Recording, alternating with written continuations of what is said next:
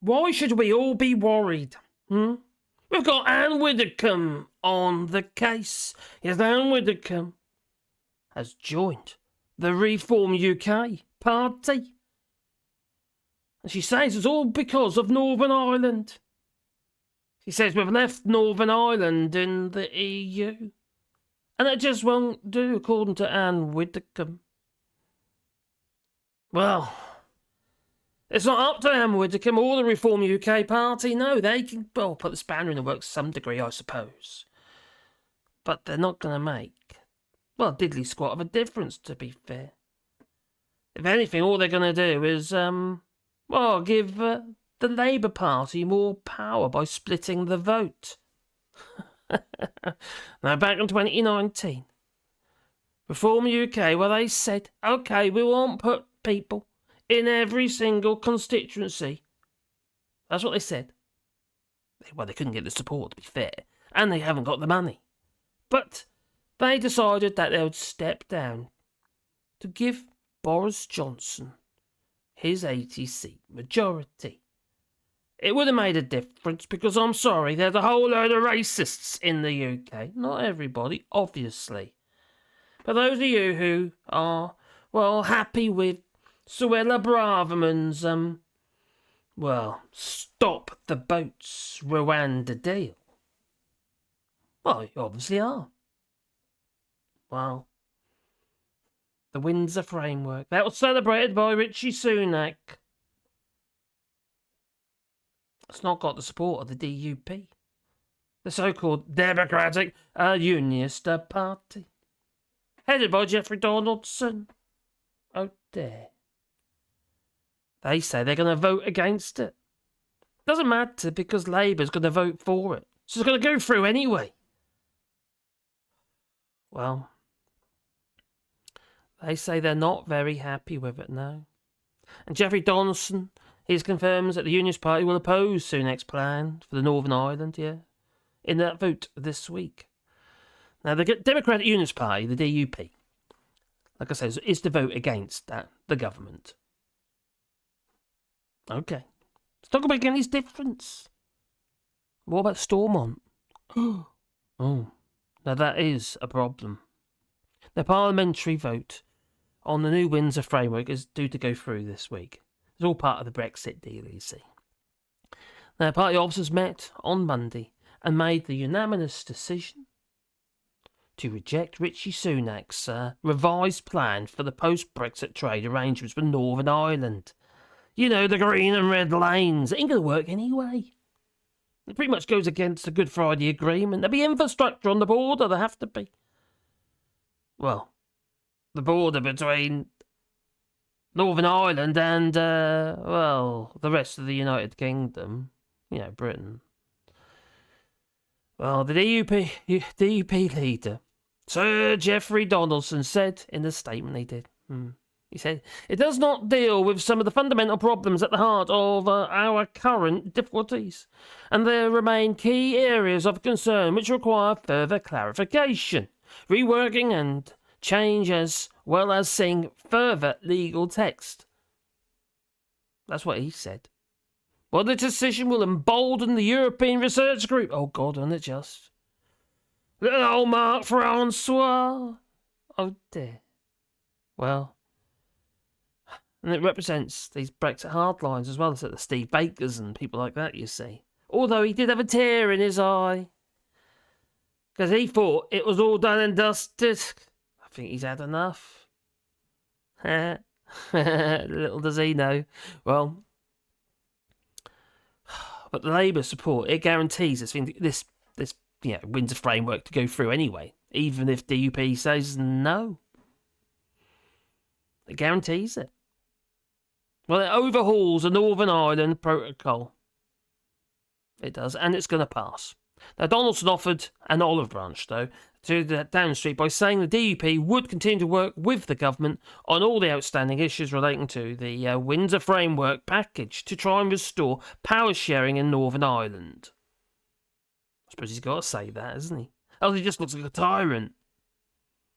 Now, the vote on a statutory instrument to implement the Stormont break, well, that is... I don't think... I started reading through it, and it's not as clear-cut as people seem to think it is. Well, anyway, it's being viewed as a proxy for MPs to have their say on the whole deal. Now, the proposed mechanism would give the Stormont Assembly a greater say over implementation of the EU law in the region, and let the UK government ultimately veto any new EU laws that apply directly with the trade of Northern Ireland. Well, this is where Anne Widdecombe's not very happy. No, she's decided she's going to join, like I say, the Reform UK party with Richard Lyce. And she says it because of Northern Ireland. And she also says that the veto is worth diddly squat. And that's why she says that she's wants to protect Northern Ireland. Keep it in the Union, because she's a Unionist, because she believes that it's at risk, you see, of Northern Ireland reunification with the Republic of Ireland. Yeah. Well, she might be right. She says it's more at risk than Scotland getting independence, said Anne Widdecombe. She's a scary, scary woman, she is. Crikey. I don't know, has she ever... I don't think she's ever been married. Has she ever had a boyfriend or a man at all? I don't know. She frightens everybody away. She frightens me. I'll tell you, I'd run a mile, I would. Oh my God, scary for. Anyway, let's not go there. Oh, yeah. I can't get that vision out of my head now. Anyway, Donaldson has avoided giving a definite verdict on the deal.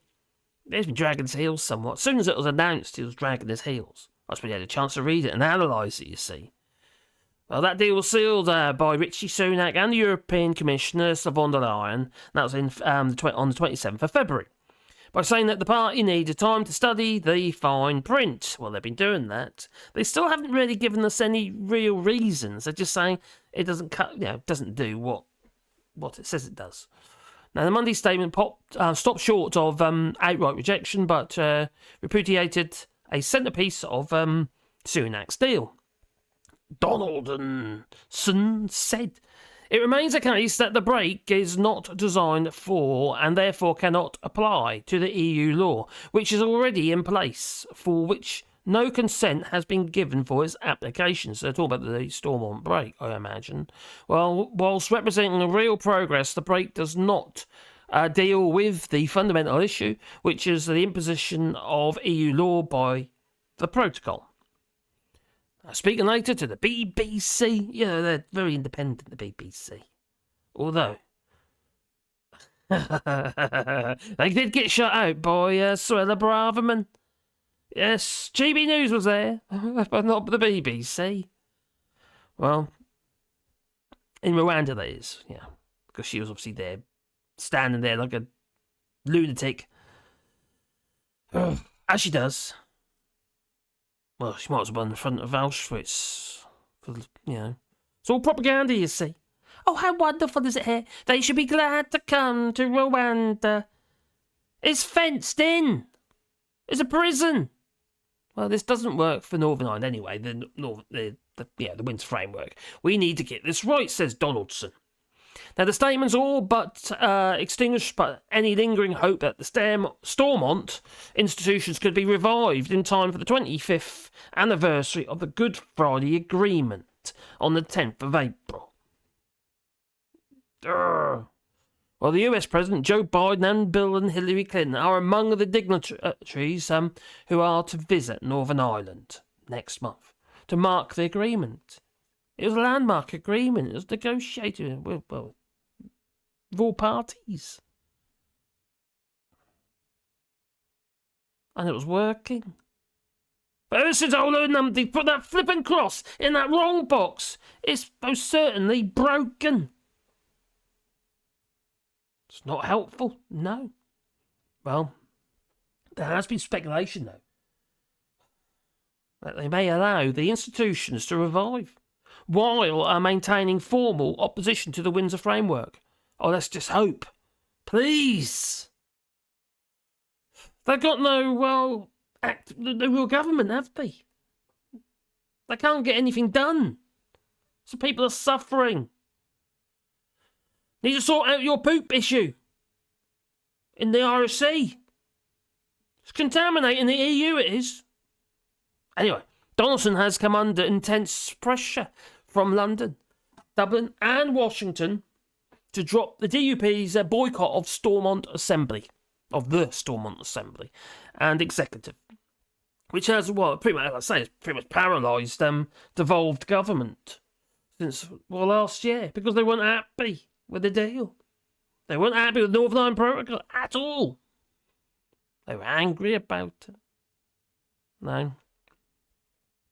However, factions in the DUP and hardline unionist rivals outside the party favour keeping the boycott. Keeps them relevant, I suppose. Gives them an argument, something to shout about, I suppose. Well, the DUP MP, Ian Paisley, has been rather outspoken in saying that Sunak's deal failed to address the party's 7 tests.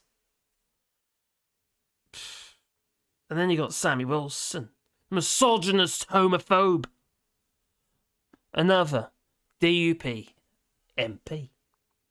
Well, he went further by accusing Chris Heaton-Harris, the Northern Ireland Secretary, of making wild and misleading claims about that Stormont break. So did Anne Widdecombe. Well, details of the legislation published on Monday.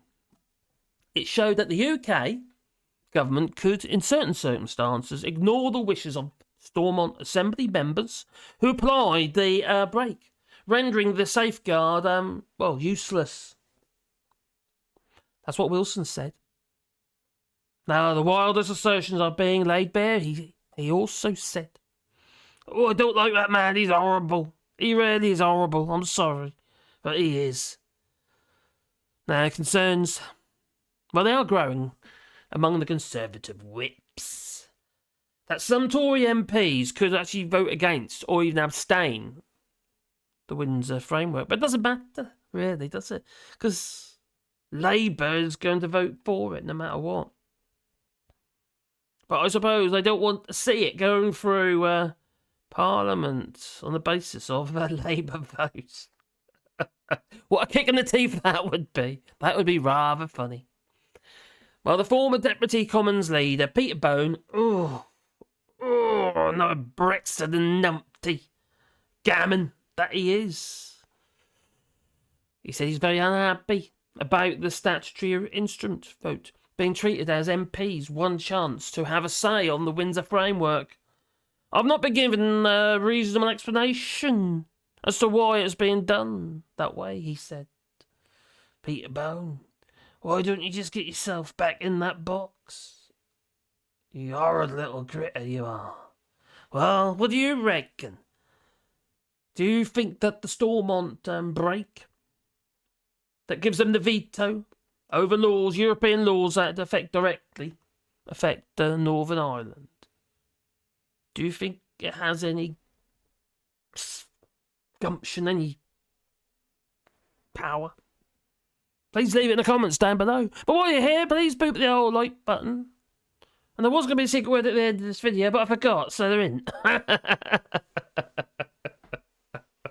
So I do apologise. Anyway, if you want to support, you do on Patreon or you buy us a coffee, and the links are down below. But please boop the old like button and say baby that little bell icon, because then you get 1,000 thing in your pocket every time I upload another video. And we're planting 1,000 trees on 2 hectares of land here in France. We'll be part of that if you want to be a part of that. There's a GoFundMe link down below. You can buy a tree, I'll plant a tree on your behalf, and I'll make a sign to go with the tree with your name on, or maybe in memory of a loved one. And I said that really quickly. I think so. I think I got my worms out. Oh, okay. It's time for me to go. So I can say ta-ta, ta-ta.